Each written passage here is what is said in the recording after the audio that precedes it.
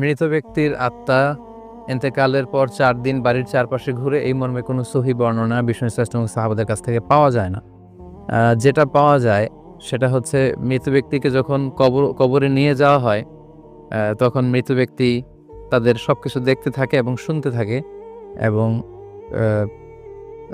লোকেরা যখন তার সাথে সাথে যায়, করা আনা আলাই, মানুষের পায়ের আওয়াজও তারা শুনতে পায়।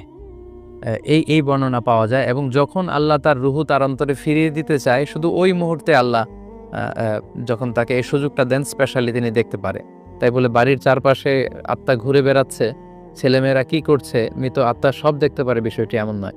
এবং বিষ্ণু ইসা ইসলামের ক্ষেত্রেও বিষ্ণু ইসা ইসলাম ওনার কবরে এখন শুয়ে আছেন, তাই বলে আমরা কোথায় কি করছি বিষ্ণু ইসা ইসলাম যে ওখানে বসে সব দেখছেন, বিষয়টা এমন না। ঠিক শুধুমাত্র যখন মাত্র বিষ্ণু ইসা ইসলামের রুহুটাকে আল্লাহ ফিরিয়ে দেন, তখনই বিষ্ণু ইসা ইসলাম ওই বিষয়টা জানতে পারেন। মালাইকাতুস সাইয়াহিন আছে, কিছু ফেরেশতা আছে যারা সবসময় ঘুরে বেড়ায়, যে তার উম্মতেরা, বিষ্ণু ইসা ইসলামের উম্মতেরা আমরা কখন বিষ্ণু ইসা ইসলামকে সালাম পাঠাই। তো এই দুরুদ এবং সালাম যখন আমরা বিষ্ণু নবীর উপর পড়ি, তারা আমার এবং আমাদের পিতার নাম সহ বিষ্ণু ইসা ইসলামের কাছে সেটা পৌঁছান, এবং বিষ্ণু ইসা ইসলাম বলেন ফাইয়ারুদ্দু রুহি, আল্লাহ তখন আমার রুহটা ফিরিয়ে দেয়, এবং ঠিক তখনই আমি জানতে পারি যে কে আমাকে সালাম পাঠালো। তো এটা আল্লাহ স্পেশালি যদি কারো ক্ষেত্রে চান যে তার রুহু ফিরিয়ে দিবেন, তখনই সে এটা অবলম্বন করতে পারে। তাই বলে তার রুহু আত্মা এসে ঘরের চারদিকে ঘুরে বেড়ায়, 4 দিন পর্যন্ত থাকে, এই মর্মে কোনো সহিহ বর্ণনা পাওয়া